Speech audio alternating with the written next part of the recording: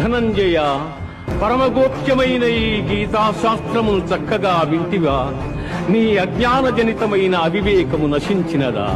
కృష్ణుడు అర్జునుడితో అడుగుతున్నాడు, నేను చెప్పిందంతా విన్నావా? నీ కన్ఫ్యూజన్ పోయిందా అని. ఇది కేవలం అర్జునునికే కాదు, మనకి కూడా క్వశ్చనే. మన ఈ లైఫ్ లో మనం కూడా ఎన్నో డౌట్స్, స్ట్రెస్, ఓవర్ థింకింగ్ లతో ఉండిపోతాం. సో ఒక్కసారి భగవద్గీత జ్ఞానం నేర్చుకో. కానీ జ్ఞానం విన్నాక కూడా యాక్షన్ లోకి రాకపోతే అది యూజ్లెస్. మన అజ్ఞానం పోవాలి అంటే మన మనస్సు ఏకాగ్రంగా ఉండాలి. Distraction free mind equals to divine connection. ఎంత స్క్రోల్ చేస్తావో అంత నాలెడ్జ్ నీకు రాదు బ్రో. కానీ ఒక్కసారి కృష్ణుడి మాటల్లో నిన్ను నువ్వు కనెక్ట్ చేసుకుంటే నీ పీస్ మోడ్ ఆన్ అవుతుంది. నువ్వు క్లారిటీతో ఉన్నావా అనేదే భగవద్గీత రియల్ టెస్ట్.